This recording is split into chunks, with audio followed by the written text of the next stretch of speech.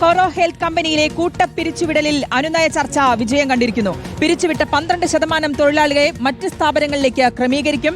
പിരിച്ചുവിടപ്പെട്ട മറ്റു തൊഴിലാളികൾക്ക് 7 മാസത്തെ ശമ്പളം നഷ്ടപരിഹാരമായി നൽകും. എക്സ്പീരിയൻസ് സർട്ടിഫിക്കറ്റും റിലീവിംഗ് രേഖകളടക്കം എല്ലാ രേഖകളും നൽകാനും തീരുമാനമായിരിക്കുന്നു. കമ്പനി അധികൃതരുമായി നടത്തിയ ചർച്ചയ്ക്ക് ശേഷം തൊഴിൽ മന്ത്രി ബിന്ദു കൃഷ്ണ നടത്തിയ പ്രതികരണത്തിലേക്ക്. ഈ ചർച്ച വളരെ ഫ്രൂട്ട്ഫുൾ ആയിട്ട് വളരെ ഫലപ്രദമായ ഒരു ചർച്ചയായിരുന്നു. ചർച്ചയ്ക്കൊടുവിൽ നമ്മുടെ ജീവനക്കാരുടെ കൺസേൺ, ജീവനക്കാരുടെ താല്പര്യം അത് പരിഗണിച്ചാണ് ഇപ്പോൾ തീരുമാനമെടുത്തിരിക്കുന്നത്. അതായത് ആദ്യം കൊടുത്ത 2 മാസം കൂടാതെ ഗ്രോസ് സാലറി 5 മാസത്തേക്കുള്ളത് 26-ാം തീയതി തന്നെ കൊടുക്കാമെന്ന് കമ്പനി സമ്മതിച്ചിട്ടുണ്ട്.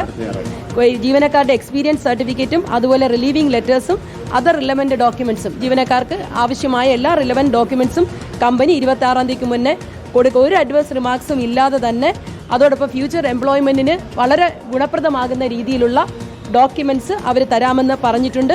ഫുൾ ആൻഡ് ഫൈനൽ സെറ്റിൽമെന്റ് കൊടുക്കാമെന്ന് പറഞ്ഞിട്ടുണ്ട്. ഗോപാൽ ശിലാസനിലുണ്ട് വിശദാംശങ്ങൾ നൽകാൻ. ഗോപാൽ, ഒരു വട്ടം നേരത്തെ ചർച്ച നടത്തി പരാജയപ്പെട്ടതാണ്. അതിനുശേഷമാണ് വീണ്ടും ഒരു ചർച്ച മന്ത്രിയുടെ നേതൃത്വത്തിൽ നടക്കുന്നത്. ആ ചർച്ച വിജയം കണ്ടിരിക്കുന്നു. തീരുമാനങ്ങൾ എങ്ങനെയൊക്കെയാണ്? അത് ഇരുകൂട്ടരും സമ്മതിച്ചു. തൃപ്തികരമാണോ?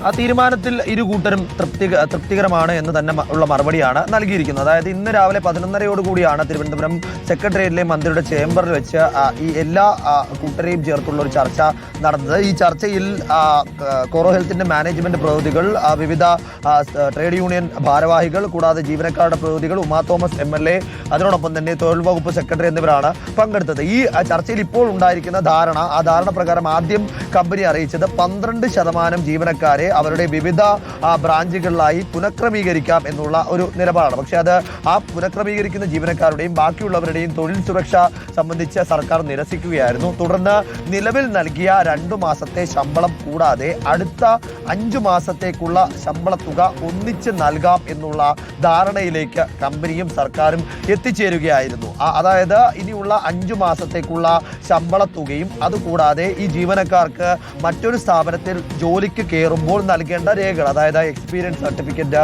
റിലീവിംഗ് സർട്ടിഫിക്കറ്റ് അടക്കമുള്ള രേഖകൾ പല ജീവനക്കാർക്കും ഇവിടെ നിന്ന് പിരിച്ചുവിട്ടതിന് പിന്നാലെ മറ്റ് സ്ഥാപനങ്ങളിൽ ജോലിക്ക് കയറിയപ്പോൾ ടെർമിനേഷൻ കാണിച്ചുകൊണ്ട് ജോലി നിഷേധിക്കുന്ന ഒരു സാഹചര്യമുണ്ട്. അതുകൊണ്ട് തന്നെ ബാക്ക്ഗ്രൗണ്ട് വെരിഫിക്കേഷൻ അടക്കം എല്ലാ രേഖകളും ഉൾപ്പെടുത്തിക്കൊണ്ട് 2 ആഴ്ചക്കകം, അതായത് ഈ വരുന്ന 26-ാം തീയതിക്കകം ഈ ശമ്പളം 5 മാസത്തെ ശമ്പളവും എല്ലാ രേഖകളും ഉദ്യോഗാർത്ഥികൾക്ക് അല്ലെങ്കിൽ ജീവനക്കാർക്ക് നൽകുമെന്ന ഉറപ്പിന്റെ അടിസ്ഥാനത്തിൽ അത് രേഖാമൂലം മന്ത്രിയുടെ സാന്നിധ്യത്തിൽ തന്നെ ജീവനക്കാരും ഈ കമ്പനി മാനേജ്മെന്റിൽ ഒരു എഗ്രിമെന്റ് ആക്കിയിട്ടുണ്ട്. ആ എഗ്രിമെന്റിന്റെ അടിസ്ഥാനത്തിലാണ് ഇപ്പോൾ ചർച്ചയിൽ ധാരണയായിരിക്കുന്നത്. ആ ചർച്ച പ്രകാരം തങ്ങൾ വളരെ സന്തുഷ്ടരാണ് എന്ന മറുപടിയാണ് ജീവനക്കാരും നൽകിയത്. കാരണം വലിയ തരത്തിലേക്കുള്ള ഒരു അസന്തുലിതാവസ്ഥയുണ്ടായിരുന്നു, ഒരു അനിശ്ചിതാവസ്ഥയുണ്ടായിരുന്നു. ആ അനിശ്ചിതാവസ്ഥയ്ക്ക് ഒരു പരിധിവരെയെങ്കിലും പരിഹാരം ഉണ്ടായിരുന്നു. അതേസമയം തന്നെ ജീവനക്കാരെ തിരിച്ചെടുക്കുന്നതിന് വലിയ ബുദ്ധിമുട്ടുണ്ട് എന്ന മറുപടിയാണ് ഈ കമ്പനി മാനേജ്മെന്റ്. എന്തായാലും 12%, അതായത് പിരിച്ചുവിടപ്പെട്ട 12% തൊഴിലാളികളെ മറ്റ് സ്ഥാപനങ്ങളിലേക്ക് ക്രമീകരിക്കാനുള്ള തീരുമാനം, ഒപ്പം പിരിച്ചുവിടപ്പെട്ട മറ്റു തൊഴിലാളികൾക്ക്